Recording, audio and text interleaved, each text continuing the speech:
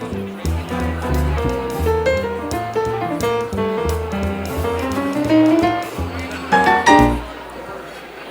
right. Well, good morning, everybody. Everybody's almost to the breakfast line, so if you're still in the breakfast line, no rush. Enjoy the time filling your plate. One thing to do before we get the breakfast started, after I say good morning and we're glad that you are here. As you take a look up at the screen, you're going to go ahead and see a way to engage within our polls today. So you have two options. Either if you have your cell phone with you and it has QR capacity, go ahead and take a picture of the QR code up on the screen. You'll need to zoom in, but we tried it from all the way in the back of the room, so you should be able to snag it. If not, you can type in the web address there and type in that code. This is all you're going to have to do to get into our poll systems today.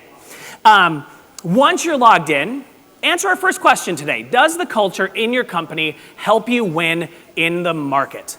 We'll give you another 10 seconds to go and capture this, but don't worry, it'll be back up in just a moment. All right, before we get things started today, we would love to share a message from our presenting sponsor, Old National Bank.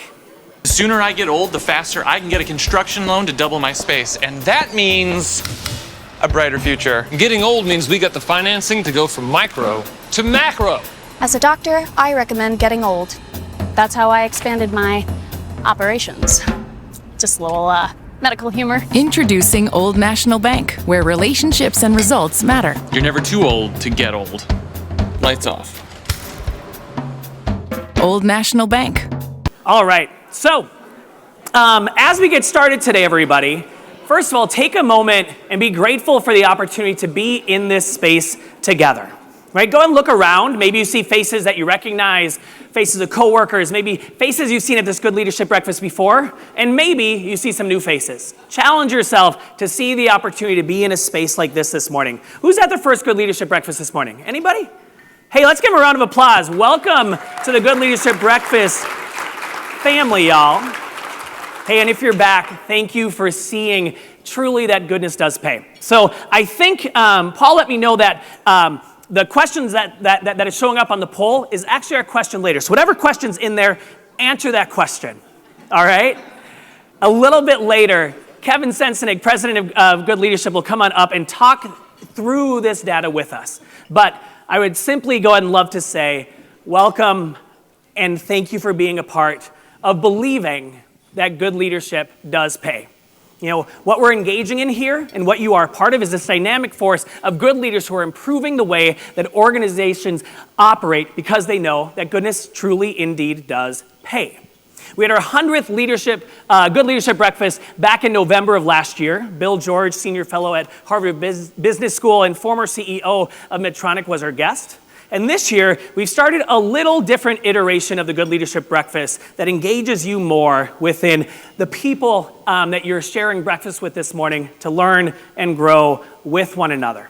So today we welcome Christine Geissler, Global Senior Vice President of Human Resources at Reckitt for the nutrition and e-commerce businesses. Paul will be interviewing Christine in just a little bit.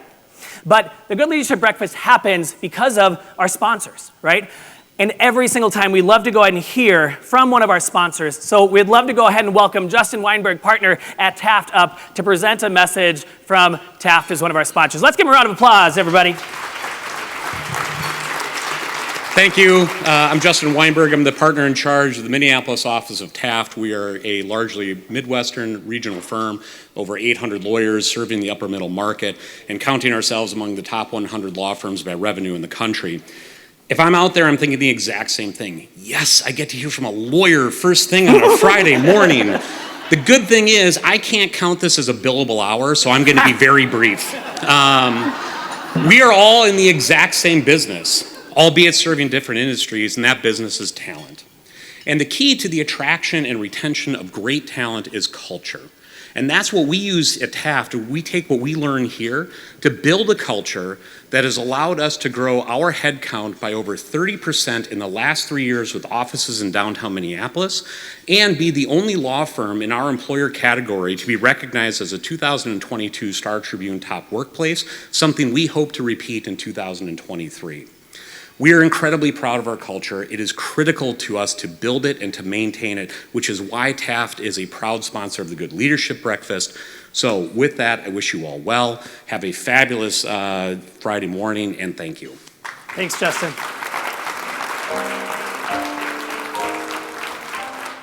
Gosh, why are lawyers always so funny?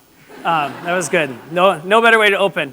I'd now like to go ahead and welcome Kevin Sensenig, President of Good Leadership, up on the stage to go ahead and set up our meeting today. Kevin. Good. Thank you, JC. Thank you, everyone. Well, it's wonderful to be with you again today. Had a fabulous time with everyone in March and looking forward to our time together today as we continue our discussion about winning with a goodness culture. You know, at Good Leadership, we're building an organizational effectiveness firm to help organizations win and thrive together around the central concept that goodness pays. And organizations work with us to find two key things. One, how do we utilize our coaching processes to begin to build out that sense of doing things better, easier, and getting better results from that? And then utilize those development programs to really build out that sense of spreading goodness and spreading that leadership capacity across and throughout the organization to go broader and deeper. It really kind of ties things together around how we enjoy that journey and really begin to build that culture of goodness. We've done 3 years of research around this idea of goodness and goodness pays, and so if you've not had an opportunity to learn more about that research and pick up our book, How Goodness Pays, if you're here for the first time and have not had a chance to get your copy, please drop us an email with your name and address and requests for the book to info@goodleadership.com, and we'll make sure you get your free copy of How Goodness Pays, and really get a sense and understanding of what does goodness look like in organizations and how do we bring that alive within our culture as we go forward. So our vision for goodness is that this lives beyond us. As we work with organizations, as you work in your organizations and take goodness back to your teams, that goes beyond just what we're doing today and really begins to create that environment and that sense that organizations continue to win together well into the future, win in the marketplace, and also are unapologetic about the value of goodness paying in their work as we go forward. So we want to really leave that with you today in that thinking. So let's go back to where we started the conversation, JC, kind of get you involved a little bit to understand your thinking today from a little bit of our research. We'll pick that up, talk about that a little bit, and then get us going with Christine. So JC. Awesome. Madison, can you go ahead and switch to the first poll? All So, right. does the culture in your company help you win in the market? Well, like much of our culture right now, Kevin, you got a nice split. Oh, there we go. There we go. Perfect. All right, excellent. Well, and I like this. It's real-time data. It's moving as we go. But really good to see that as a group, we see the value of culture in that winning in the market. You know, too often organizations sense that idea that are we doing things in the market? Are we driving revenue or are we building culture? And we really believe those two things are linked and need to be blended together. So we're really pleased that in the room today, we see the value of that, are bought into that concept, and are able to think about culture and growing our organization in the same mindset. So good. Awesome. So Kevin, you have this idea of operational insurance or operational assurance. Yeah. So that core element, if we're going to believe that culture is valuable in driving our value in the marketplace, then how do we bring that into the organization and see those results? And we believe that's an environment where people seek accountability versus us needing to push accountability to them. And so most organizations we work with recognize that the better we are able to create accountability in the organization, where the operating teams are able to execute on the operating plan, and the senior level team is able to focus on two things, shaping the market and attracting the best talent, that sets us up for our ultimate success. And so we call that operational assurance. And so we want to encourage you to thinking about to what extent today are we really embracing both elements, so that we're having that operational assurance as we go forward. So let's think about that idea of accountability right now, JC. Absolutely. So I think we've gotten the polls now aligned up. So one more time for you to jump on in and give us some real-time data to pick into. So again, if you've not already pulled it up, go ahead and scan the QR code or type in the web address. And here's the question that you can answer right now. To what degree do employees in your organization seek the accountability that Kevin is speaking about?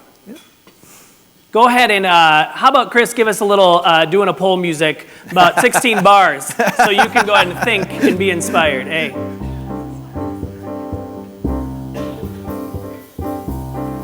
Kevin. All right, well, interesting. Earlier, we saw most of us were saying, yeah, culture is really important to how we thrive in the marketplace. And now we're thinking about that idea of accountability, and we see those numbers sliding down a little bit. So that sense of we believe, again, goodness pays, we want that sense of goodness in our culture, but maybe you haven't set up all of the elements that drive that forward. And so we're going to come back a little bit later on, dig into that idea. How do we as leaders create the right expectations throughout the organization so people can seek that accountability, can step forward, and we can begin to see these numbers rise as we go forward. So with that, thank you. All right, thanks, Kevin. We'll see you in a little bit. Yep. So if you are new to the Good Leadership Breakfast, you may be like, oh, there's a lot of things going on. Why are they happening?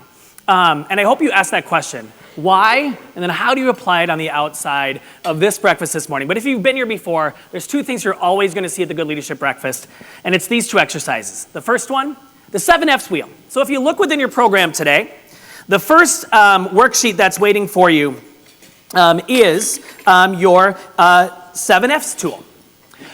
You can go ahead and take a moment with the pens on your table to go ahead and consider where you are at within your 7 F's. Faith, family, finances, fitness, friends, fun, and future. 1 being that it couldn't be any worse within your life, and 10 being that it couldn't be any better. So right now, go ahead and take 1 minute to go ahead and consider where are these things at within your life, and then we'll come on back within a minute. All right, take 1 minute right now.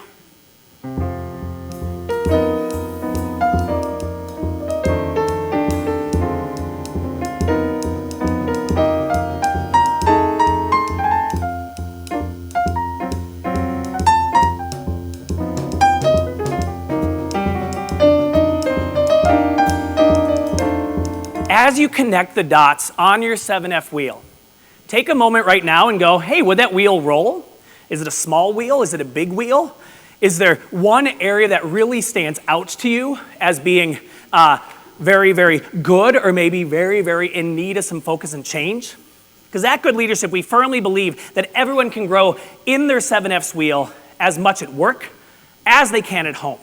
The main source of growth is working in teams, like the people sitting at your table, like the people within your desk clump, within the people within your function, where people care about one another, both personally and professionally. The 7F's wheel is a great thing to come back to go, how am I existing, and how are we existing? And that's why Irish Titan, who we're going to watch a little video from in a moment, really, really loves this exercise within their organization because it connects them both personally and professionally to the work that they are doing together. Let's take a look at the 7F's presenting sponsor, Irish Titan. Sláinte, we're Irish Titan. We take our commitment to building and growing e-commerce channels very seriously. For you Simon Sinek fans, we have a golden circle. Our why is business first, online second.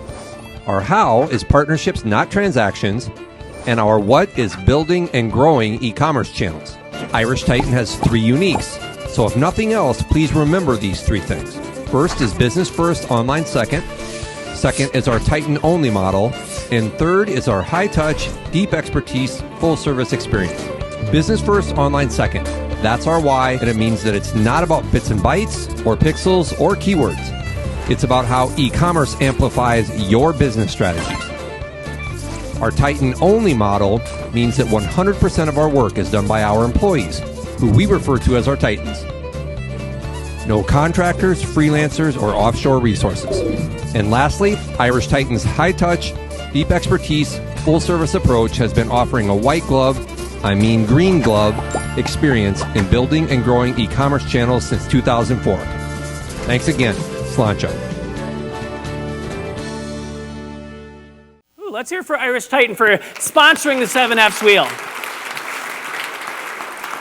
I think it's always such a great reminder when we see businesses and organizations put good leadership into action that it truly does pay off. And I'm not just saying that because Irish Titan gave me this lovely, lovely shirt to wear.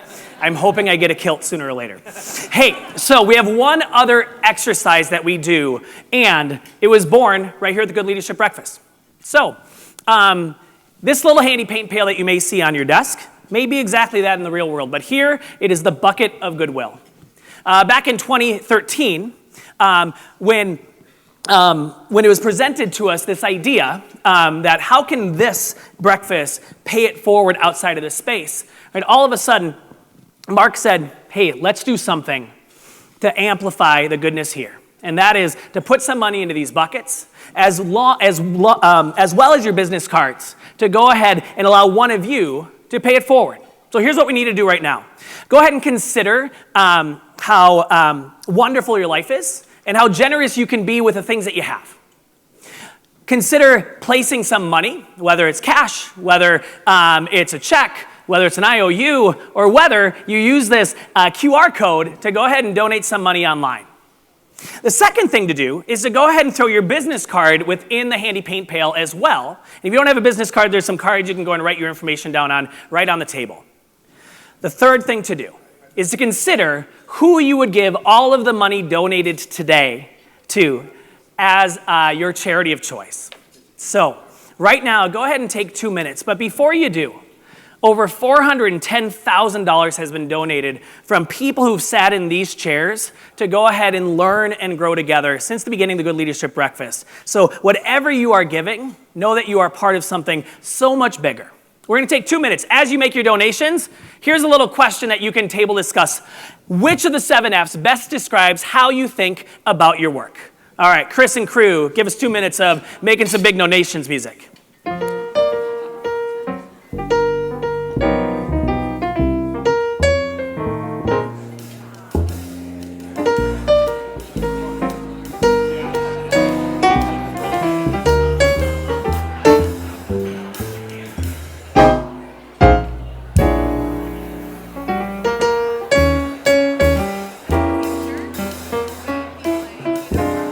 All right, everybody, as we come back together, 2 exciting things. First of all, Mark Bergman and the Handy Paint Pail crew, they're gonna match all of your donations today. So always remember, right, the little things that you put in the world, they're amplified, they multiply exponentially within communities like this. So thank you for that. The second thing to consider, right, often we go and attach our generosity to our finances, but consider, right? What's happening in this space? How is it shifting your future? What you do today greatly impacts your tomorrows. So if your future is a little bit low in your 7F's wheel, consider how you can give to amplify that space. All right, it is now time to toss it over to the creator of the Good Leadership Breakfast, an informed optimist, a contrarian who pushes back against the bad news bias in media, and a thought leader on organizational effectiveness. Please join me in welcoming a role model for how goodness pays, the founder and CEO of Good Leadership, Paul Botts, everybody. Hey! Thank you, JC. Thanks, Paul. So don't go anywhere. How about this as a photo op for spring? I feel like the weather should be broadcast on us right now. Anyone want to come up in front of the green screen? Yeah. Thank you, Irish Titan, for that, right? So like, when the hell else am I going to wear this except for a beautiful spring day? Thank you so much for being part of the Good Leadership Breakfast. Last night, we hosted what we call a goodness dinner. And we're actually back doing that again. It had been like 3 years since we'd had one.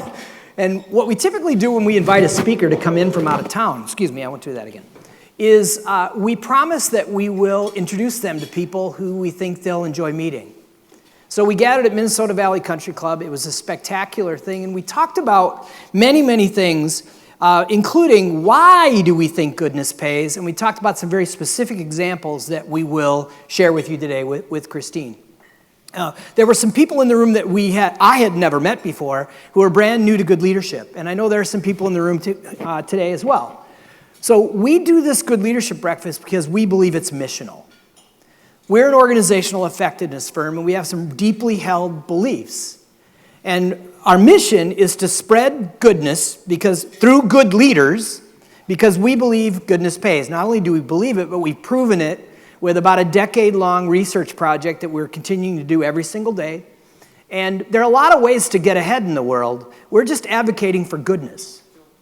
It's not all that complicated, but it's not simple. It requires mental toughness and all sorts of courage that sometimes people choose not to use. So we're glad you're here because you're helping us spread goodness, and that's one of the reasons we do this. We're also a consulting firm. We do executive coaching. We do all sorts of things like that. And there's one thing in common with most of our clients. When we meet them for the first time, they've been doing this kind of work by themselves. So it's the DIY model. And most of the time, it really works. And so if that's you, one of the things we feel like is really important is that we're going to do things today and give you things that should make that job easier. And then when something messy or disruptive happens, you know who to call for some help. But the third thing is that we're really dedicated to this idea of expanding how people think about leadership. So just stay with me for a second. When you pick up a magazine and we're celebrating leadership, it's typically one person's face on the cover of the magazine. And they write a self-interest story about all the hard things that person went through to become a good leader. It's an individual lens. Well, we all know that's kind of silly, because nothing significant ever happens alone. Anytime we do anything, you can identify the army of people that helped you get it done. And so what we've learned through our research, if we ask people to describe leadership, they give us individual singular concepts like honesty, integrity, vision, courage. Those are individual attributes. When we ask people to describe good leadership, they say collaboration, teamwork, influence, momentum. So we're here trying to change that story. Good leadership is a plural concept. And from that place, we can help all of you go back, build culture, and become better leaders. So one of the things that I love to talk about is culture. My favorite business guru is Peter Drucker. Over 50 years ago, he coined this phrase, culture eats strategy for breakfast. And what that simply means is that never is a new leader hired to protect the status quo. Let me say that again. Never is a new leader hired to protect the status quo, which means they're going to come in and disrupt people. Culture often holds that disruption back. We all know there are a whole bunch of people who sit back and say, well, not on my watch. This isn't what I signed up for. This too shall pass. So we have one organization that we've worked with for about 7 years now that's made a fantastic place in their industry, and it's been a pretty easy ride. They are kind of a low-cost provider in an industry where they're required to provide their service. And guess what? Regulations changed, and they needed a new CEO, and that new CEO figured out they could add value, charge more money, and now they're becoming a premium provider in that same space. Normally you'd say, hey, that's a good thing, right? But 2/3 of the people don't like it at all because the job was predictable and really easy. And now they're being asked to do all sorts of new things. Most of us in this room think that's cool. What that CEO is learning is that 2/3 of the people in her organization really don't want to do anything new at all. The culture is eating the strategy. And so what we're doing is helping them understand at an individual level. We're asking them to think about, where's the joy in your job? Where do you find day-to-day joy in the stuff you're doing? And let's find out if that stuff that you're doing is tied to the old model or the new model. And guess what? Most of them are saying, hey, I can still find the joy in the new model. Now we're talking. So we're trying to convince everybody in the organization that every single person is the chief culture officer. And if you've got an open ear for complaining, you're part of the problem. And if you can talk about the new solutions and get everybody else excited about finding your joy, you're part of the solution. Some of these things are not complicated, but it doesn't mean they're easy. So one of the things we're talking about this series is that we don't believe you can have an effective organization without good leadership. And we talked about good leadership as a plural thing. And we also believe that you cannot have good leadership. Well, good leadership is about working together. We talked about that already. You can't have good leadership without goodness. So you've heard us say that before. I'll say the definition again. The research project we did that's in the book that we offered you today, the definition is probably the most important thing that came out of all that research. So we define goodness as this. Goodness is when people are thriving together. I would add parenthetically, both personally and professionally, in a culture of encouragement, accountability, and positive teamwork. In a culture of encouragement, accountability, and positive teamwork. That's why we asked you the question about accountability today. And when we're helping this organization go from that low-cost provider to that premium-priced organization, we're just asking them to consider encouragement, accountability, and positive teamwork. So I consider it a real blessing anytime we get a chance to talk about winning with a goodness culture. That's what we're helping that organization do. And here is the model that we use to get that going. So lots of people talk about what is culture. I prefer to talk about how does it get formed. So if we understand the how does it get formed, we can change it. So this is another simple model, and I think we provided it to you. I didn't check and see if it's in the book or not. Thank you. So the idea here that what gets rewarded is combined with what gets stopped. Or in the Midwest, I can't really say it this way. It's rewarded and punished. I have to say punished later. But when I go out east, they're like, oh yeah, we punish stuff all the time. So what gets rewarded, encouraged, and promoted, where that meets what gets stopped, discouraged, and punished, that's your culture. So if you want to know what your culture is, you observe what happens when you're really stressed or challenged. It's not rocket science. But the most important thing is to be aware of it, see it, spot it, and develop the conversational competence to be able to talk about stuff that you want more of, which is the rewarded side, and also be able to talk about stuff that you don't want more of, which is the stopped, discouraged, and punished side. And one of the things we've noticed in our research since COVID is that culture building is local.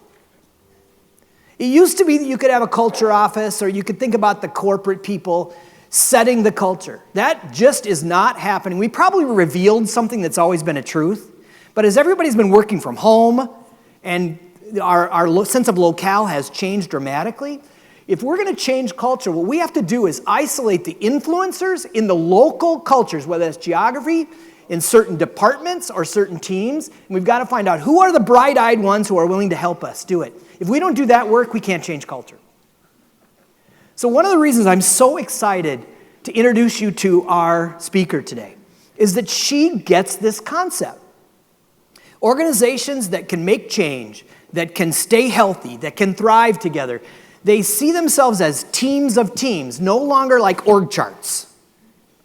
They know how to align around the most important things, and they can self-correct when they get off course. And finally, they have this thrive together mentality. And I think this is probably the most beautiful thing that we really learned during COVID, is that we learned how to tap into people's lives. How are you really doing? How is this working from home thing really working? And I think we've grown a lot, and I don't think we'll ever go back to the way it was before that. So I'm excited today to introduce you to somebody who described herself the first time we did this interview as an unlikely executive. She's got a story I'm going to ask her about that she'll explain what she means by that, but that literally is the first time I've ever heard that phrase. Also, she has been at some of the most powerful brands out there, Nestle, Purina, a company called Carry Foods, which is over here in Wisconsin, and now she's at Reckitt. Reckitt's one of the largest companies in the world that you've never heard of before, but you've heard of their brands. They have fabulous brands, and one brand that we all know a lot about, we all purchased a lot of this stuff during COVID, and that's Lysol. Now, that's not in the nutrition division. Let's be clear about that. But that's one of the brands that they manage.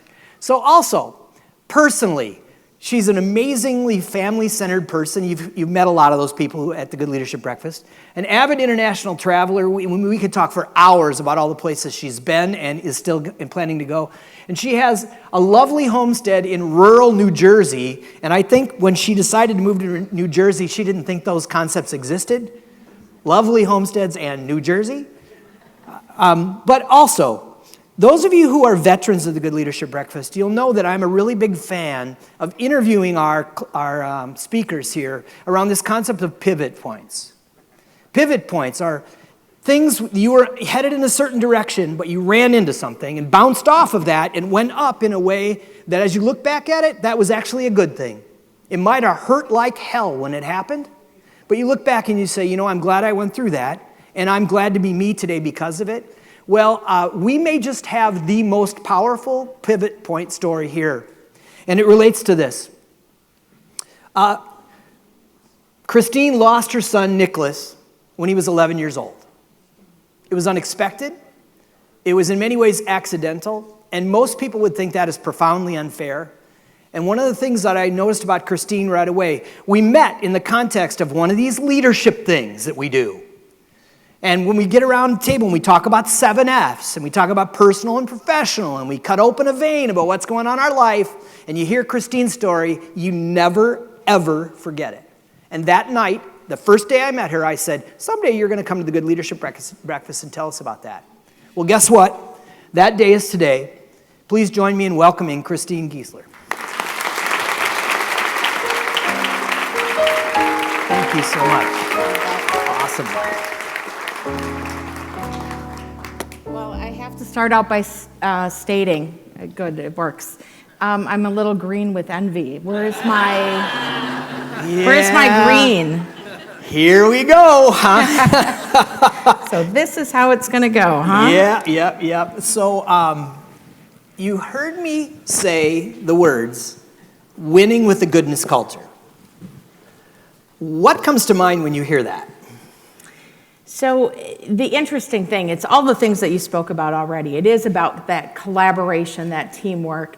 And the interesting word for me, actually 2 words. One, I love your word on plurality, because it is absolutely that. But I also like thinking about sustainability, which is really a big buzzword today. And you don't think about sustainability as much on the people front.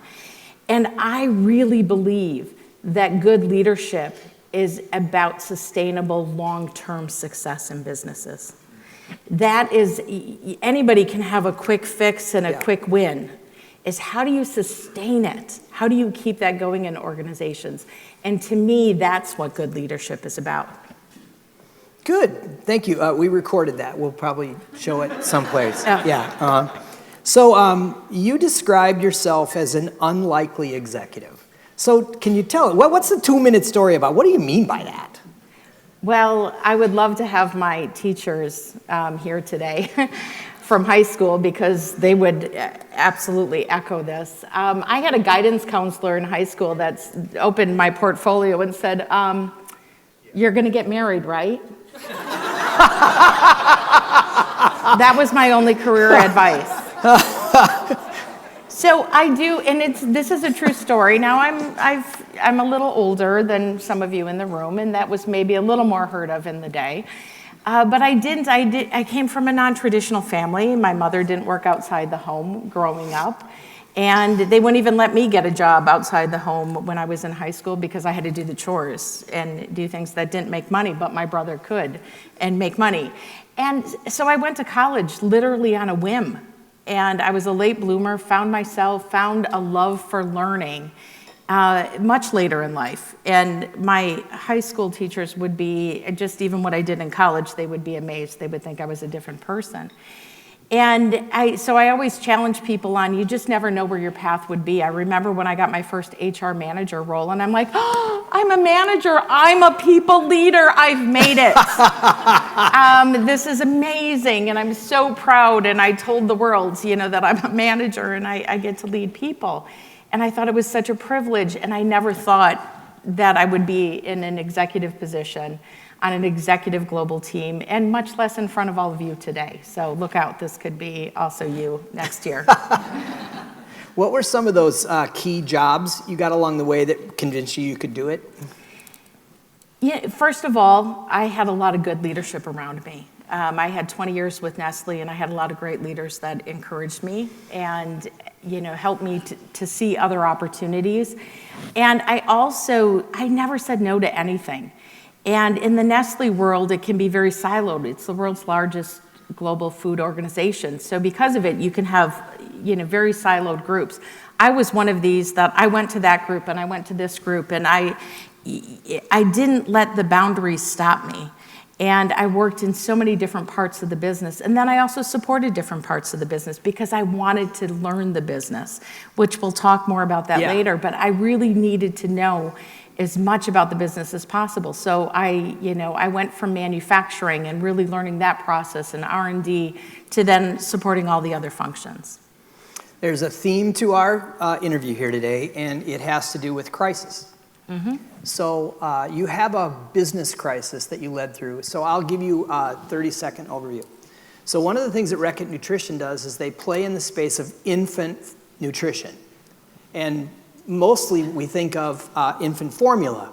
Well, within the last few years, there was a big crisis where the biggest competitor had a recall that recalled more than half of the infant formula that was available in North America. And the President of the United States called and said, produce more, faster, now. So can you tell us a little bit, what's the short story? So last night at our goodness dinner, we went into this in depth. And I wish we could do it again, but then you'd be here till noon. So give us the story. What happened? And what did you see? How did you guys respond? So first of all, you would think as a business, you would be like, oh my gosh, our competitor just fell flat on their face. Let's celebrate. And we didn't, because that's also not good leadership. And I'm so privileged to work with the people that I do that saw this and saw what was happening in the marketplace and literally said, oh my gosh, what are we going to do? This is the lives of babies. What are we going to do to step up? What are we going to do to fill that gap? And how can we do it in the most quality, effective way that we can as soon as possible? Well, now think about these plants, right? So it's not like you can just build one next door overnight or double the shift. I mean, so what did you guys do? We did everything that we could, but the most important thing is we leaned in together. And it was really about solving problems together. There wasn't a defined role. When you're sitting at a leadership table, every single one of us played a part in how are we going to make this happen? And what can we do to support each other? And sometimes that even meant stay away, don't talk to us in supply chain, because we've got a lot on our plate. And so for the next 3 weeks, we don't want anybody bothering us, just let us do our thing. Or it meant, oh my gosh, okay, during that 3-week period, we came across something where you can lean in and help us. So what can you do to help us? And it was really making sure we had each other's backs and really leaning in any way that we possibly could. And the normal reaction you would have in manufacturing is, what can we do? All of us, let's get on our t-shirts, our white jackets, go to the line and help produce. And you can't do that. Steel-toe boots, right? Yeah, but you can't do that in infant nutrition. You have to be qualified and certified on these processes because the quality is so critical that we didn't have time to put Christine through a 1-month process on that certification to produce infant formula. So I had to lean in different ways. My team had to lean in different ways. I'm surprised. You said last night that there really wasn't any cooperation back and forth between the two big companies that produce this stuff, and that's interesting because a lot of the clients we have openly often compete with or collaborate with their competitors. It's good for the industry. They're sharing trade secrets and things like that. So that didn't happen here, huh? It didn't, and it's probably a longer story to get in why it didn't happen. There's some ingredients that our competitor puts in their global products and not their U.S. products. So we were kind of taking them to task on it because we think it's important for North America infants to have this product. And so we're a company that was also driving them to be better for babies. And so we probably weren't their best friend. But that's where, that competition is good. It's good for the public because it is about doing the right things. And, there was, again, you could take advantage of these opportunities or you could lean in and figure out what we could do. We ended up producing well over 30% more than we've ever produced in our entire life that we didn't even think was possible. We broke record upon record upon record and making sure that it was quality. Again, it was, let's get it out there for babies, but we cannot sacrifice any speck of quality on anything that we do. So you can rush things, but you can't rush things. There's certain things that you also have to be careful on. But one really neat thing that happened, and I was so proud, you look at a pivot moment for this team, and it happened early in the journey, and I think it really set that teamwork in a new direction as we talked about our price increases. Like all of you in your businesses, commodities went up, you had to take a price increase. We were all scheduled to take it. In the CPG industry, some of us know, you have to get that to grocers and your mass retailers months ahead of time. So we were already set, the price increase is coming, and we literally called a timeout. We said moms can't even, and dads and parents can't even get infant formula. There is no way we can take a price increase now. Now, you might have seen things in the marketplace. We can't control what the person on the corner does when they sell that can for, $60, $80, and, quadruple and whatever the price on it. We can't control that, but we could control what we did. And we never, in matter of fact, we finally talked, we thought it was going to be like a 3-month pause on a price increase. It ended up being like a year pause. And there's, we have to be financially prudent as a company, and we chose that if we really are passionate about our purpose in feeding babies, that it wasn't the right thing to do. And it was those types of decisions that we made that we said, hey, we're going to lock arms and do this and tell our parent company this is what we're doing and why. And we're all behind this and we're not going to budge. It really built that teamwork of what we needed to focus on. And the focus was feeding babies. Yeah, it's amazing. I love hearing the story every time. So I spilled the beans. We did a 7F's wheel exercise. You had, in my situation, an unimaginable tragedy. You lost your son, Nicholas, when he was 11 years old. He had a twin sister. I can't imagine the trauma that happened on your family. You're many, many years removed now from that. Yes. So how did that make you a better person first? Let's talk about you personally, and then I'm going to ask the same question about what you're doing as a global executive. So the interesting thing is it really crosses over in both, because there's so many lessons that I learned, with having Nicholas for 11 years, and then learned literally from, a week after his passing, things were happening in my life that were teaching me these really pivotal, defining moments in my life. And the one thing you need to know is I'm incredibly grateful.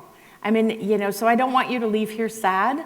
I want you to maybe remember to just hug those that you love and that are important to you, and please don't stop doing that. So if I'm that reminder, great. But don't leave here sad for me. I have so much to be grateful for, and I'm incredibly, incredibly blessed. And for me, it's, we recognize that all of us have this, what I call collateral damage in our life. I don't own, the corner market on tragedy. There's many of you that have experienced all different things. It's what you do with it and how you handle it. And there's so much collateral beauty that can come even out of collateral damage. And so that's what I really try and focus on personally. You told me a really vivid story about a Target clerk. Yes. Will you retell that, please? Yes. So this will be chapter 1 in the book that I write about my Nicholas and the gifts he gave me someday. So I had to leave the house because we were out of Kleenex. Literally, that was the only reason. Otherwise, I would not have left. That's the kind of shock that you're in. You just don't want to go anywhere. And my daughter, his twin sister, wanted to go back to school. My husband's a school teacher, so of course she went back to school. He went back to teaching so he could keep an eye on her. So there I was at home, and my boss grounded me, said I couldn't work, couldn't do anything. And I'm like, what am I going to do? Well, the only thing that I really needed to do was buy Kleenex. So I run to the Target store, and it takes so much courage in that moment, literally, to do a simple life task. And because everything was so fresh. And I had the worst customer service experience. And I love Target, by the way. I know Minneapolis office. I am an avid Target shopper, so. Love the dog, too, by the way. We love the Target dog, yes. We love everything about Target. So what happened, though, is I had a bad experience. And I went to the car, and believe me, I felt sorry for myself in that bad experience. And I wept profusely, and I feel I had a right to, and that's okay. And in the middle of that, I had a calm that took over me. And that was my first gift from Nicholas. It was an absolute calm. And the answer that came to me was, yeah, she had no idea what you were going through. That rude clerk had no idea what was going on in your life. But you also have no idea what's going on in her life. And why was this, it like all dawned on me, why was this seemingly 16-year-old girl working at Target during the day while school was going on? So this young girl is working there. What is going on in her world? I have no idea, just like she had no idea on mine.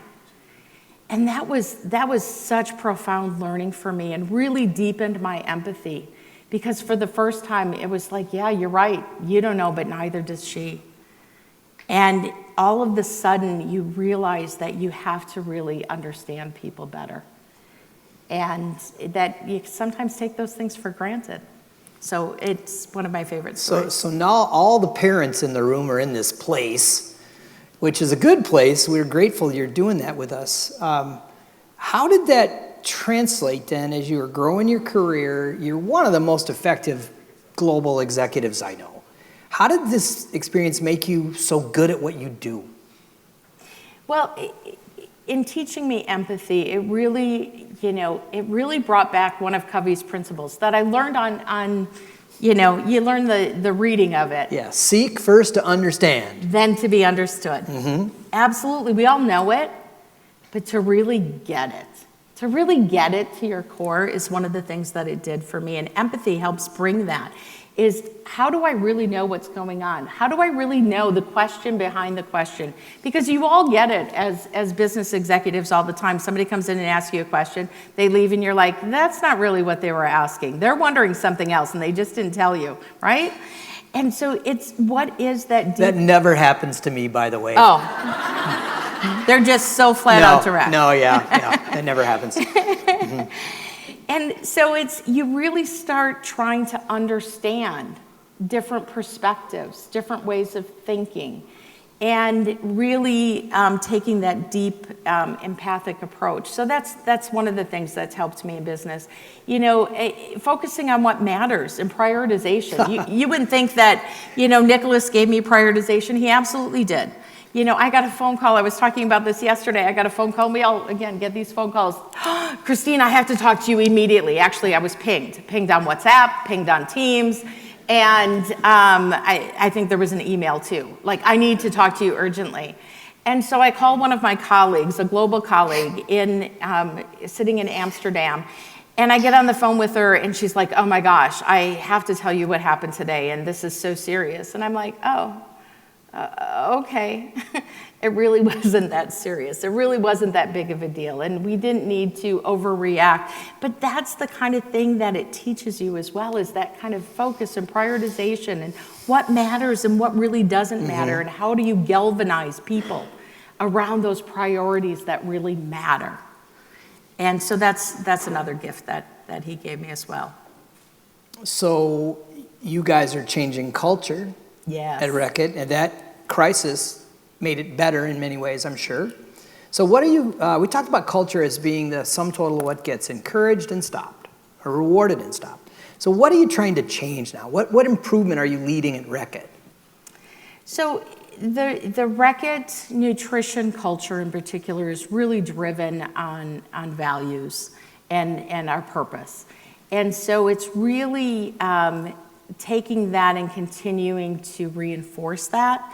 And Reckitt purchased the Mead Johnson nutrition business a few years ago. Reckitt's culture was really firmly rooted in performance and driving performance. And you might say that they're in contradiction, and sometimes it kind of feels like it a little bit more of a what and a how.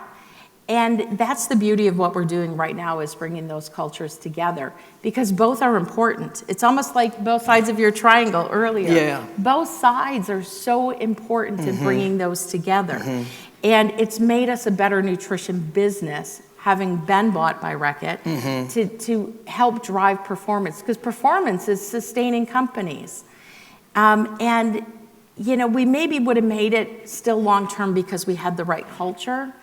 But I definitely know the rest of Reckitt is looking at our culture saying, how do we get more of that? And how do we increase collaboration? And how do we, break down some of the silos that exist in the broader organization? It's a global organization. We operate in about 60 countries and have 40,000 employees. So I have responsibilities all over the world, all different hours. That's a lot of fun too. And, so it's also bringing together those different, cultures into really a common purpose. Yeah, and it also fuels your need for travel, too, to be in 60 different countries. Yeah. It does. I love it. So, one of the things we're accustomed to here is I believe in success habit research. So we're pragmatists at Good Leadership. We do a lot of things, but we try to break it down into simple things people can try tomorrow to get better.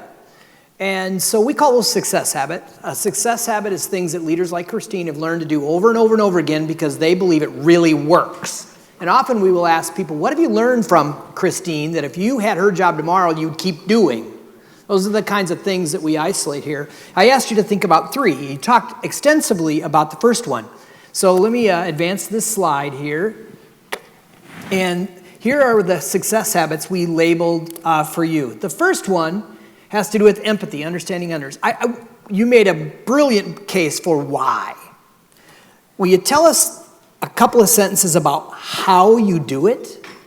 Because a success habit, we need to understand why it's important, how do you do it, and then what does it produce? So how do you go about leading with empathy? So first of all, it's about being vulnerable yourself. It's about, for me, it's things like I tell my team when I screw up. I've got 2 of my team members in the room, and they'll probably nod their heads on this. When I do something wrong, I want them to learn from it. It's being vulnerable, being authentic.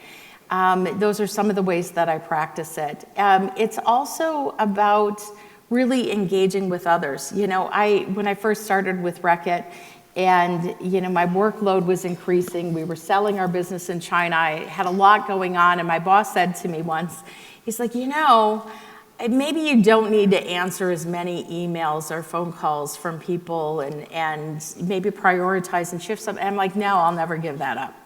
Because that's what keeps me rooted in what's going on in the business and being able to understand what's going on in their lives and the impacts that are going on. I need to do that so that we can all get better together. And so to me, that's that part of good leadership that if it means I'm going to work extra hours, I'm going to work extra hours because I'm not going to let that piece go. So admitting your shortcomings and mistakes you make and really staying in touch with the details of what's going on in people's lives, it makes it easier to be empathetic. Yes. Okay, good. The second one is something I would expect from an HR executive, which is investing in others. So why is it important and how do you do it? Interesting that you say that. So I will tell you, for those of you not in HR, this is important for all of you. So it is something that we talk about for HR. But it really is about what are you doing to grow your replacement? What are you doing to make sure you've got your own succession plan? Because guess what? No one's going to want to move you on if they feel like it's all going to fall apart when you go. Yeah.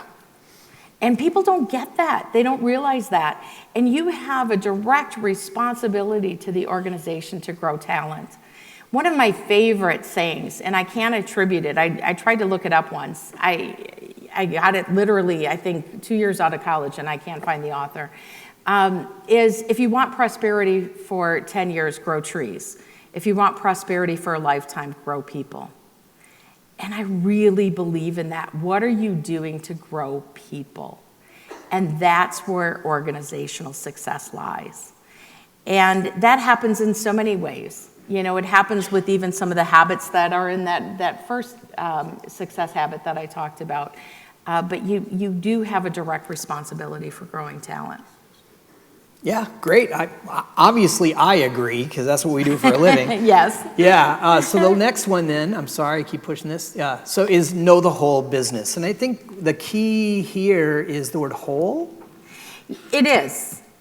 So one of the things, and again, it's something I can tell you this, I was criticized for early in my career. I had a colleague say to me once, you really spend too much time getting involved in the business. Like, you just need to go let them do their thing and you do your HR thing. And I'm like, that's feedback that's not going to work well for me. And I take feedback really well. But that feedback, I literally gave him then feedback saying I disagree, and here's why. And it's one of the things that I've really prided myself in over the years is knowing the business. I remember being in Lausanne, Switzerland at our R&D center and talking about, the things that you have to worry about, in particular germs and very specific things. And the microbiologist saying, I thought you were in HR.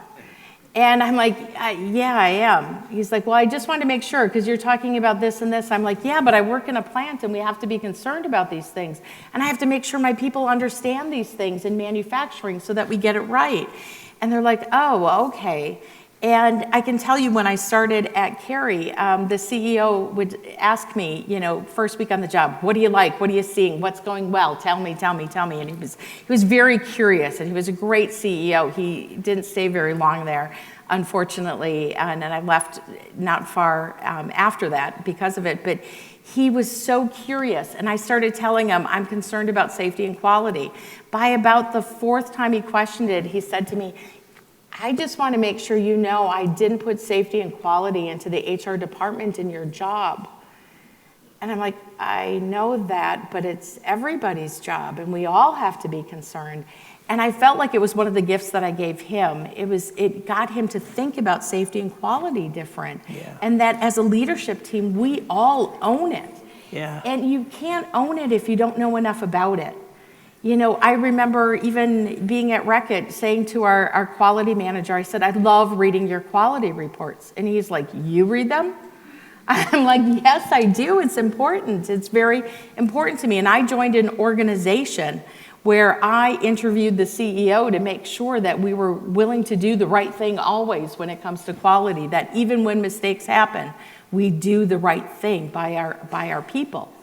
And so, yeah, you have to know the whole business. So I feel like HR is where I lean, but I'm a business leader first. Awesome. We'll be back. We'll talk to you again. But now it's time for us to transition. One of the things we know is that you guys like to talk about what you heard. And so Kevin Sensenig is coming up now. We've got a small workshop, and I'll just be honest, it will be a little bit unsatisfying because it's never long enough. So just go with it, lean in, and have the intense conversation that Kevin's going to set up right now. Wonderful. Well, thank you, Christine. Thank you, Paul, for that. Yep. We do want to get you into some conversation around what Christine was talking about. And if you go to your handout you had received when you came in, and pull out first your leadership expectation model page. We're going to start with that. So when we think about this idea of how do we create goodness in our organization, how do we begin to develop, I love what you talked about, developing our succession, right? Who's coming to take that next step for us? We're going to be able to think in terms of how are we preparing those leaders? And we believe in a concept of demonstrating fairness as a cornerstone of goodness. But what is less fair than not articulating to those around us what we expect? And so because that kind of gets lost in organizations, we found it valuable to articulate a leadership expectation model. So on this page, what you'll see is we believe that leaders need to be really focused on three key things: driving those championship results, building that winning culture, and then creating thriving communities. And they do that best at three levels. The individual level, how do I lean into that and demonstrate and show up as a leader myself? How do I get that plural concept and bring the team along in that process? How do we take that to the organization level and drive those better results faster and easier? And so what I'd like to ask you to do is think about those core elements. As you think about these areas of expectations, and turn to the back of that page, you will see on there what we see as core behaviors at that individual leadership level. And why we've selected this group today is we want you at your table in just a moment to talk about that culture element of this. So how do we, as leaders in our organizations, how do I, sitting here today as that chief culture officer, leaving today to go back and engage other leaders in my organization, how do we think about creating the opportunity for individual leaders to grow in these areas? So think about it in two ways. I'm going to give you about 5 to 10 minutes to talk this through, and then we'll do an exercise to pull it together. Two things I'd like to talk about at your table in just a moment. One is, in what ways do leaders in your organization encourage or reward these behaviors so individual leaders can excel and thrive? And then conversely, in what ways do leaders in our organization put those punishments or stop these behaviors in a way that negatively impacts our culture? Take a few minutes at your table, talk about that. I'll pull you back together in a little bit. I'll be around to listen in, and we'll go from there. So we'll have some music playing for you. Enjoy some conversation at your table.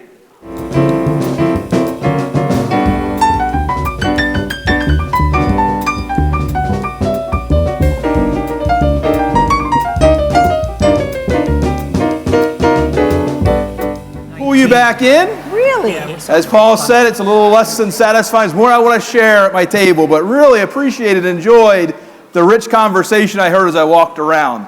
A really good discussion about where are we at in this culture journey and what is impacting our culture from an outside perspective and an inside perspective. So really healthy discussion. There were 3 things I heard as I came around that really stood out to me about the discussion at the table, and I'm going to come back and actually maybe ask you a question around some of that, Christine, so just give you a heads up so you know it's coming. So, 3 things that really stood out. One thing that I heard a lot as I came around was this idea of empathy. You talked about that. I think that really resonated well. People talked about creating culture where people can live these individual elements or these behaviors is we need to show empathy well. We have to make sure we're understanding where people are coming from and how they're leaning into that. The second thing I heard us talk about at the tables was realizing that it's personal.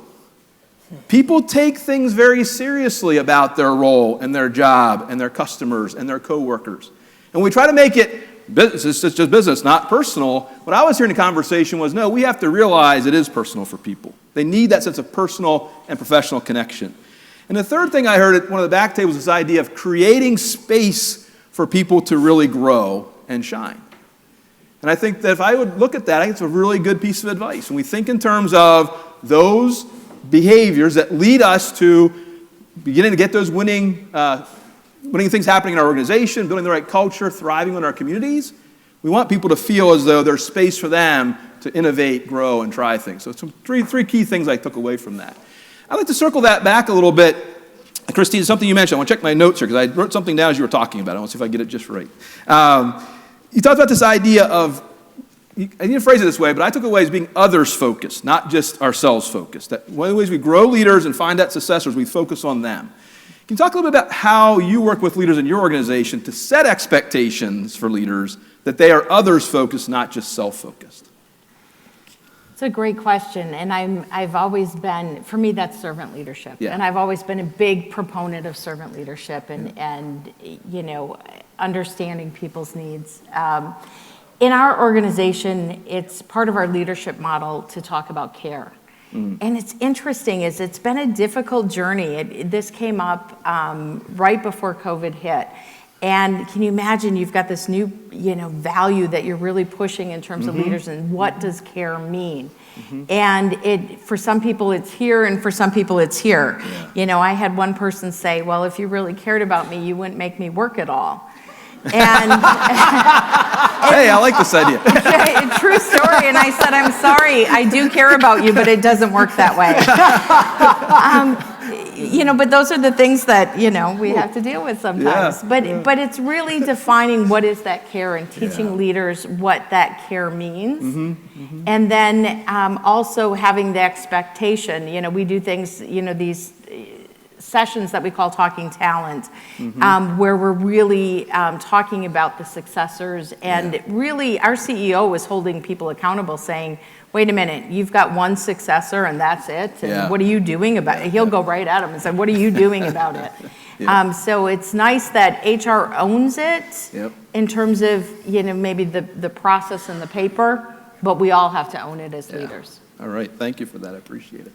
All right, one last minute of some thinking right time for yourselves at your table. We've been talking a lot about how do we leave here and go back and be that chief cultural officer in our organization. And so the last handout you have in your packet is the Leading for a Goodness Culture page. This gives you a chance to think and reflect on a few things you can be taking back and doing today to begin to build that goodness culture within your organization and reinforce that within your organization. So we need just 1 minute to kind of go down through that quickly and recognize what's most important in that expectation model that we reinforce to build our culture. Secondly, who do I want to engage in that? Who am I going to get that plural concept of leadership with? I'm going to bring them into that conversation to drive that. And then how do we need to focus differently on that expectation model to create that? I'll give you a few minutes on that. 1 minute on those quick questions, and then we'll pull it back in, do our book of goodwill, and continue on. So 1 minute, please.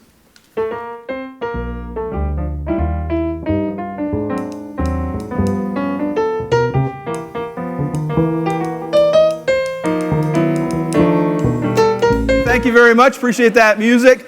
One last item for you to think about as you are leaving today. As with last month, we're offering a book bundle for you. If you say, how do we begin to spread that goodness through our community while we're building goodness in our culture? I encourage you to think about purchasing this book bundle to do with your team. An opportunity to get 10 of the books, Be the Difference. An opportunity to dig into that through a study guide and an executive summary with your team. It's $250 for 10 of these, 10 books and materials that you can do with your team to build that goodness culture. And then secondly, we're going to spread goods with that because the proceeds would go to the Boys and Girls Club here in the Twin Cities. And so that's been a really good opportunity for us to spread that goodness that you're providing to us as well. So with that, just want to make sure I mention that as we go along. So good. Thank you, Kevin. Yeah, thank you, Kevin. Last month we donated several $100s to the Boys and Girls Club with book bundles, so please think about that with your teams. Christine, I've been asking this same question for 10 years now at the Good Leadership Breakfast to quantify what it is we're all about. So the question is this, same question, 10 years. How do you know for sure that goodness pays for you as a leader? I just know it. No. That's it, plain and simple. You see it. I see it in the business results. I see it in the trust that we gained, for instance, in this nutrition example. The trust that we gained with our consumers for not price gouging, for doing the right things and making the right decisions. And so you see the loyalty of our consumers expand because of that. And so you see it reap dividends when you make the right decisions. And you said early on, it's the hard things. Sometimes you think it's easy, it makes sense. No, these are tough decisions, and they're based on goodness principles. And you have to live them. And when you do, you see it pay off. You really do. Fantastic. It's been so fun to have you here. You're a friend of mine, but it's fantastic to have you here at the Good Leadership Breakfast. My pleasure. Please give it up for Christine Geissler. So now it's time for our favorite ritual, and so you and I get to help participate in giving away the dollars. So Christine, why don't you come on up here and we have a bucket somewhere. Right there. Thank you, JC. Saved the day. All right, Julie, do you first want to go ahead and talk about the speaker honorarium? That was my mistake. No, you're good. You're good. I owned it. There's two wonderful things. We'll start with this one. Okay, good morning. My name is Julie McDonough. I'm a wealth management executive and the Minnesota market president for Old National Bank. In light of the events in Louisville earlier this week that directly impacted our colleagues and our friends, we've all gone through this week with very heavy hearts. And Christine, I can't think of anybody better to have been here for us and our team today and to hear the messages that you gave, so thank you for that. The empathy part, Paul, you said earlier, culture is what happens when you're challenged. Yes. And our organization has been challenged this week, and we've seen that culture come through with the empathy piece and, checking in with people, not assuming how they're feeling or where they are, but making sure you ask and check in. And then the other thing that I love about your messaging is that perspective, right? It really does reframe your perspective on what the important things are and help you focus on that and take care of each other. So thank you for that. And on behalf of Old National Bank, we would like to donate $1,000 to the organization of your choice. So please tell us where that's going. So on behalf of two people in my life, my Nicholas, who you all know I lost at 11 years, somebody told me once, I know he's doing good things. He's helping other children that are sick, and he's an angel. And so what a better place to do in memory of him and my mother-in-law, Judy, to donate to St. Jude's Children's Research Hospital. So thank you. Thank you. Yeah, fantastic.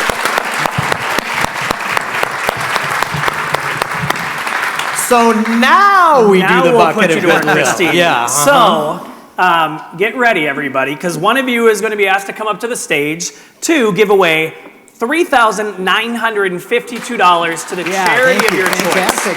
Outstanding. And that includes almost $2,000 matched by Handy Paint Pail. So pick the winner, Christine. All right. Everybody's getting ready to stand up right now and run up on stage. And the winner is People Incorporated, Veronica Mix. Where's Veronica. Oh, hey, all right, Veronica. Come on down. Come on down. Hey. Yeah. And it's always somebody in the back of the room, too. Come on down. Keep the music going. Let's go. Come on down. Long walk-up music. Yeah. All right, coming up on stage. Veronica, congratulations. Thank you. All right, go ahead and share who you are, who you work for. First, I have to say thank you, Christine, for this for being here, number one. And and the message that you deliver. Empathy, that is the way that I lead. So when you said the word empathy, I'm like, that's right. That's leadership. That's good leadership. Understanding where people are, understanding where they're trying to go. So really appreciate you and the message. I have to thank Aaron, who invited me here. So thank you, Aaron, so much. Thanks, really Aaron. appreciate that. Yeah. So I'm Veronica Mix, Vice President of Community Engagement with People Incorporated. It is a mental health services company. We've been around for over 50 years here in the state of Minnesota. I recently moved here a year ago from Atlanta, so I got the job with People Incorporated. Very happy with the job, with the impact that we've been able to make on the community, on the lives. Awesome. So, That sounds great. Who would you like to give the $3,952 to? What organization, what charity? Yes, you can. Oh, yeah, you better. People I was like, that's like a really good idea. People Incorporated. And thank all of you all. Thank you. Thank you. I was like, if you need an idea, I think I have one. Yeah, Awesome. fantastic. Thanks, Veronica. And thanks for the great work you're Follow doing me on up. mental health issues. Fantastic. My gosh. All right, you can do that. Okay. So I'm going to go to the next one. Yep. All right, well, thank you for that. Congratulations again.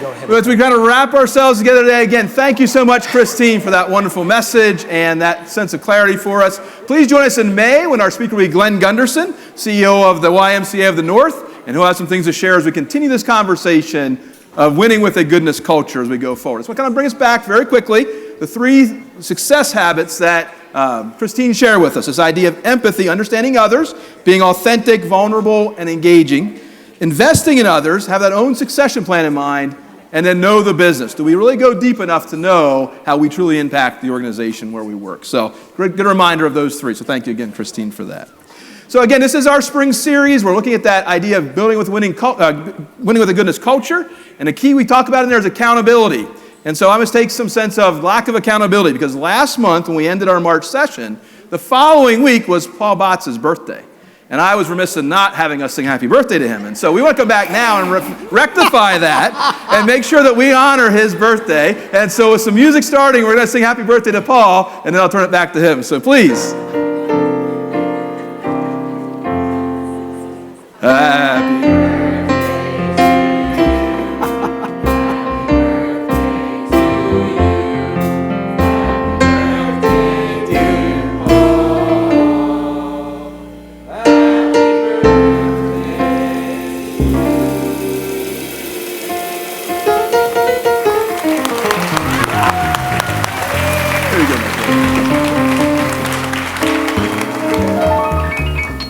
That was the longest song in history.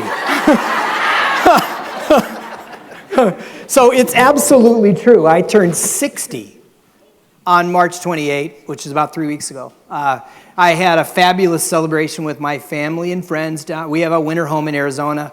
That day the weather was awesome down there. It was a spectacular celebration. And I'm owning the fact that I wasn't actually in the greatest mood. I have done this work for a long, long time, and I remember 30. And 30, I was like, I feel credible. 40 was like, hey, I think I've arrived. 50, it was just a start of a 10-year party. And that 10-year party ended like 3 weeks ago. And then I was like, 60. That number got my attention. And I was in a little bit of a funk, especially after all the family and friends flew home, and I was just there by myself on vacation at 60. And then I did this exercise. And what I rediscover the magic of this tool. And this is available to you. I'll send it to you if you send me a note. This is what we call the personal visioning tool. And what it does, it helps us take stock of who we are and what momentum is in our lives. And then it also helps us understand, what do we believe is possible? So here's exactly how this works. So you start today, in case right now, 60, and you look back. Who was I then, 53? What were some of my joys and challenges? What was my family status? Where was I feeling successful? Where are some things I had maybe had as regrets? And then you jump ahead 7 years. So, 67. And you start thinking about, well, what do I want to do? What do I want my joys in family life to be? And you start thinking about, well, yeah, I'll have a 9-year-old granddaughter. That's cool. So what I noticed about this exercise is when I wrote down 67, I circled it and put a star and said, that feels young. The human mind is amazing. Context is everything. And what I really realized is that at 60, I feel alive as ever, and in some ways I feel like we're just getting started. So the conclusion I had, Melinda and I had to drive home from Arizona, which is like 3 days worth of driving, 27 hours. And I got to thinking about it, and I thought, I actually believe I have 2 more 7-year chapters left. You do the math. And one of the things I'm most excited about is I'm realizing as I looked back 7 years, that in that 7-year period, no one in the world ever has studied the impact of goodness on leaders and organizations more than we have. And in that context, we are just getting started. And now I really need your help. I'm going to start an ongoing evergreen research project, one that never stops until I stop. I want to meet CEOs in particular that who you believe radiate goodness. If you're proud of the culture in your organization and you're proud to go to work there, you've got a leader that's setting the right tone and making things happen. And this is powerful research because we're working on international publishing contracts and all sorts of things that are going to really change us. It's going to improve this room. It's going to improve what we do with our clients. And like Christine, when we talked about it, just the interview process alone adds value to the person that we interview. So send me an email, please. If you want that personal visioning tool, I'm happy to send it to you. If you know somebody you think I should meet, I would love to know it, and I'll ask your help. And it's all because we really do believe goodness pays. We think the highest compliment that any good leader ever gets is this phrase, you radiate goodness. So in that context, are you guys now, after today and listening to Christine, are you guys ready to radiate goodness today? You sang happy birthday to me. You gotta do better than that. So are you ready to radiate goodness today? Thank you very much. We'll see you next month when we meet Glenn Gunderson. Goodbye.